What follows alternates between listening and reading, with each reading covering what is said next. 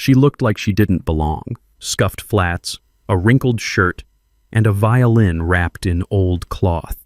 Laughter erupted the moment she stepped in. Did janitorial staff get lost? Is this a music audition or a charity casting call? Someone tossed her a plastic chair. Save the leather ones for real musicians. A student shoved a dusty, out-of-tune practice violin into her hands. Let's hear what a supermarket cart sounds like. She said nothing. She just sat down and played. By the third note, the room froze. What they thought was trash had just made the walls tremble. The auditorium of the prestigious Harmony Conservatory hummed with anticipation, its velvet seats filled with polished performers clutching gleaming instruments. At the back of the room, almost invisible against the grandeur, sat Elena Harper. Her plain linen dress, slightly frayed at the hem, hung loosely on her slender frame. Her old canvas shoes, scuffed and faded, peeked out beneath the fabric. Her dark hair fell in soft, unstyled waves over her shoulders, framing a face that was striking in its simplicity, beautiful, but deliberately unadorned. At 19, Elena carried herself with a quiet strength, her hazel eyes scanning the room with calm observation. Today was the conservatory's annual audition for the International Showcase, a performance that could launch a musician's career onto the global stage. The room buzzed with nervous energy as students whispered about who might secure the coveted solo spot. Elena, however, sat alone, her hands folded neatly in her lap, a worn violin case resting at her feet. She wasn't here to chase fame. She was here for something far more personal. Across the aisle, Professor Margaret Stein, a sharp-eyed woman with a reputation for ruthless standards, leaned toward her colleague, Dr. Lawrence Brooks. Her gaze landed on Elena, and a smirk tugged at her lips. "Look at that one," she murmured, nodding toward the back row. Bold of her to think that dress belongs under stage lights. Dr. Brooks, a wiry man with a penchant for cutting remarks, followed her gaze and chuckled. "What's next? Auditioning in a potato sack?" Their laughter drew attention, and soon whispers rippled through the room. Students turned to glance at Elena, their expressions a mix of pity and amusement. A few covered their mouths to hide their grins. Elena's face remained composed, though her fingers tightened slightly around the handle of her violin case. She'd faced judgment before, countless times in fact. It wasn't new, but it still stung. In the front row, Caleb Warner, a violin prodigy with slicked-back hair and a tailored blazer, caught wind of the mockery. His reputation as the conservatory's golden boy was well-earned, but so was his arrogance. He leaned toward his friend Sophie Kendall, a flutist with a sharp tongue, and smirked. "She looks like she wandered in from a thrift store," Caleb said loudly enough for those nearby to hear. "What's she even doing here?" Sophie giggled, tossing her glossy curls. "Probably lost on her way to a street performance." The room erupted in soft laughter, and Caleb's confidence swelled. He stood brushing imaginary lint from his sleeve and addressed the crowd with mock generosity. "To be fair," he called out, his voice dripping with sarcasm, "let's give her a chance, at least for our entertainment." The laughter grew louder, bolder. A few students clapped as if it were a performance in itself. As Elena crossed the room to retrieve her violin case, Sophie Kendall stood abruptly, her flute glinting under the chandeliers. "Hold on," she called out, her voice sharp and theatrical. "Let's make sure everyone gets a good look at our star performer." She gestured at Elena's dress with exaggerated pity, her lips curling into a sneer. "I mean, really, did you think this was a costume party? Or do you just not own a mirror?" The room roared with laughter, students pointing as Elena's cheeks flushed faintly, not from shame, but from the sheer weight of their malice. Sophie sat back down, triumphant, as whispers of pathetic and embarrassing slithered through the crowd. Elena's eyes flicked toward Caleb, but she didn't flinch. Instead, she tilted her head slightly as if studying him. Her silence only fueled the room's cruelty. Professor Stein raised an eyebrow, amused. "Well, Warner, since you're so charitable, why don't you fetch her an instrument? Let's see if she can at least hold a bow correctly." Caleb grinned and strode to a storage closet at the side of the stage. He returned with a dusty, neglected violin, its varnish chipped, its strings dull and slightly rusted. The instrument was a relic, one the conservatory hadn't bothered to maintain. He thrust it toward Elena with a theatrical bow. "You're Stradivarius, milady," he said, prompting another wave of laughter. Elena rose gracefully, her movements deliberate. She accepted the violin without a word, her fingers brushing the worn wood with a tenderness that went unnoticed by the jeering crowd. She carried it to the stage, her steps steady despite the weight of every eye in the room. The auditorium fell into a mocking hush, anticipation crackling like static. Before Elena could reach the stage, Professor Stein raised a hand, silencing the room with a single gesture, her eyes, cold as marble, fixed on Elena's modest figure. "Ms. Harper, is it?" she said, her voice dripping with condescension. "I must commend your courage. Most people would know better than to waste our time with such a—" She paused, glancing at Elena's shoes. "Humble presentation." The word hung in the air like a slap, and a few students snickered, emboldened by her authority. Elena met her gaze without flinching, but the professor's words cut deeper than the laughter, a deliberate reminder that she was an outsider here. Dr. Brooks leaned back in his chair, folding his arms. "This should be enlightening," he muttered. Sophie whispered to the girl beside her. $10 says she can't even play a scale." Elena stood alone under the spotlight, the harsh beam highlighting the simplicity of her appearance. She adjusted the violin's pegs with practiced ease, her fingers moving with a quiet confidence that contrasted sharply with the room's disdain. The strings, though out of tune, responded to her touch, and within moments she'd coaxed them into alignment. She tested the bow, drawing it lightly across the strings, and a faint, clear note cut through the silence. As Elena adjusted the violin's pegs, Caleb leaned forward in his seat, his voice carrying across the silent auditorium. "Careful with that relic," he mocked, standing to tower over the edge of the stage. He stepped closer, his shadow falling across her, and flicked a speck of dust from his sleeve as if her presence dirtied the air. "Wouldn't want you to break it, or yourself, trying to impress us." A few of his friends laughed, egging him on, and he leaned in, his tone low but venomous. "Why don't you just quit now? Save us all the secondhand embarrassment."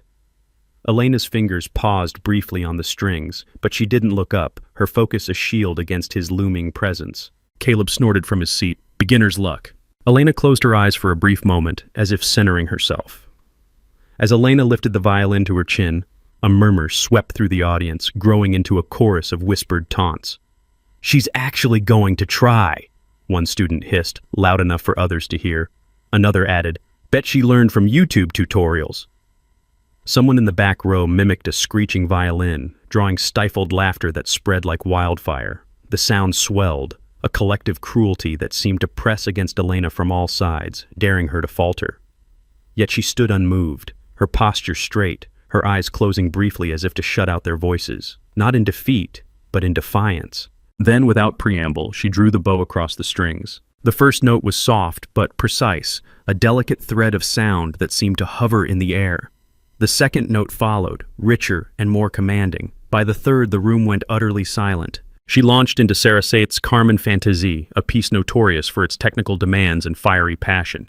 The music poured from her like a storm, each note crisp, each phrase alive with intensity. Her bow danced across the strings, coaxing impossible clarity from the battered instrument. Her fingers flew through intricate passages, never faltering, never rushing. The melody surged and retreated, now playful, now heartbreaking, weaving a spell that held the audience captive. Professor Stein's smirk vanished. She sat forward, her hands gripping the arms of her chair. Dr. Brooks's mouth fell open, his pen slipping from his fingers to clatter on the floor.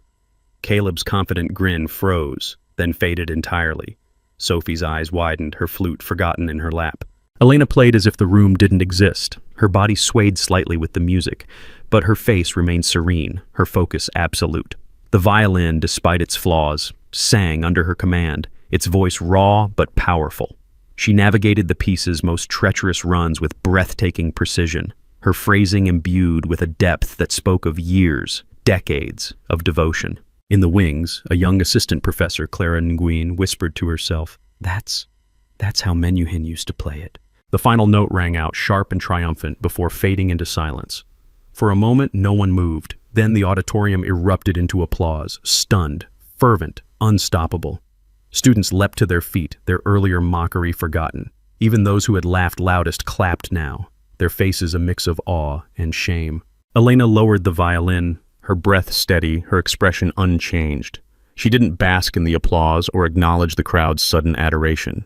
She simply stood there, the dusty instrument cradled in her hands, waiting. Professor Stein was the first to speak, her voice unsteady. "Young lady, what is your name?" "Elena Harper," she replied softly, her tone polite but firm. Dr. Brooks stood, adjusting his glasses as if to see her more clearly. "Where did you train, Ms. Harper? That was extraordinary." The room leaned forward, hungry for her answer. Elena's lips curved into a small, almost wistful smile.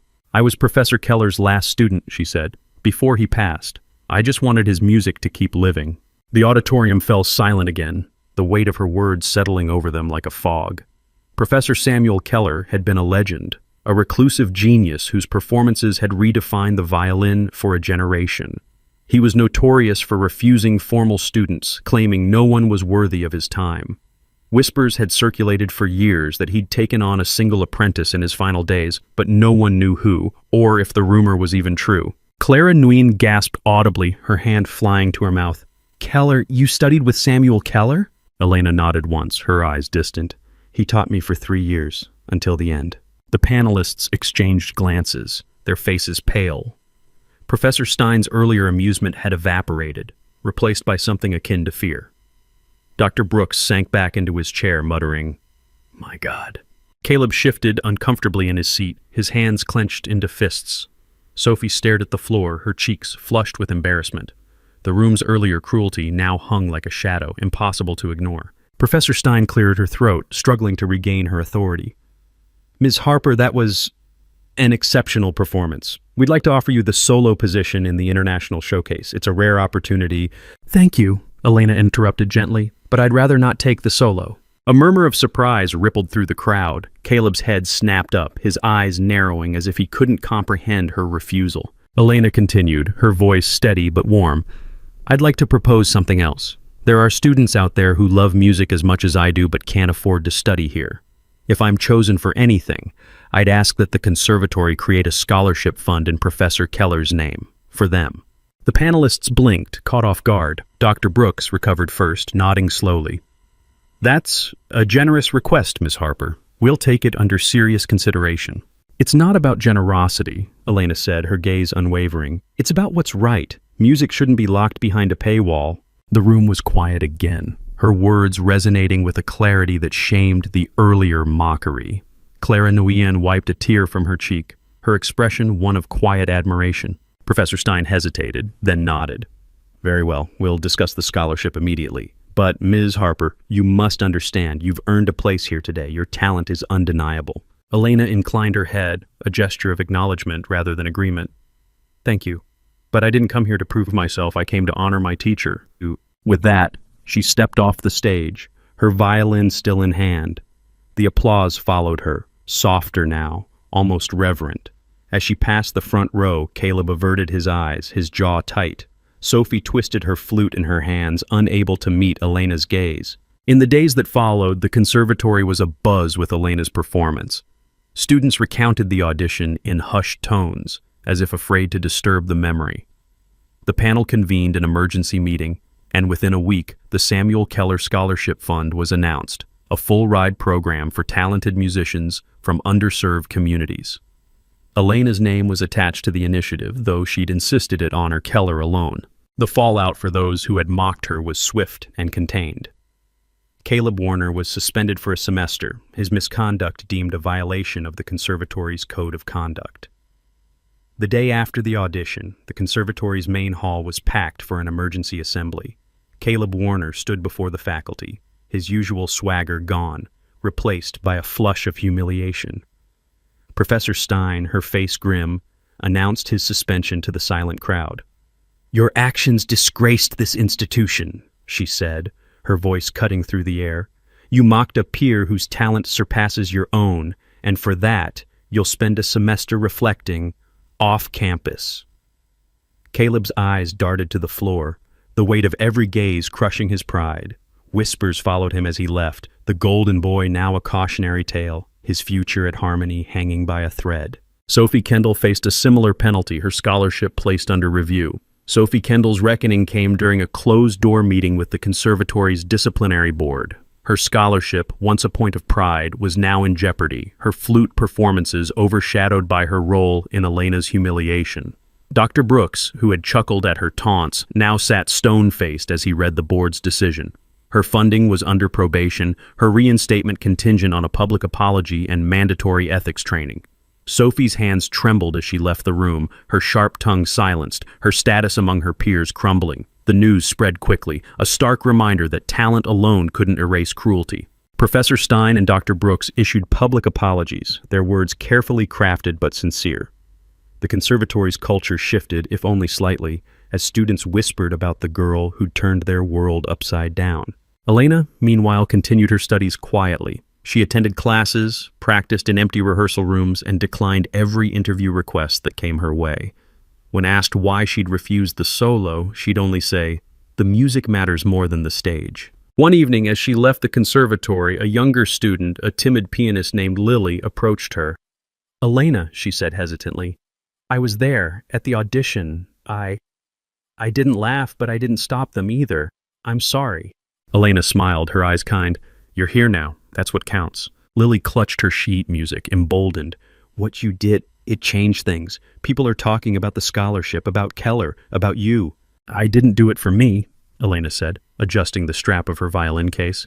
"I did it for him, and for anyone who's ever been told they don't belong." As she walked away, her silhouette framed against the setting sun, Lily overheard a passing student whisper to another, "She doesn't need the spotlight. She is the light." Elena's steps didn't falter. She had no need for their praise, no desire for their redemption. She carried Keller's music within her, and that was enough. If this story made your heart pause, don't forget to like, share, comment, and subscribe for more.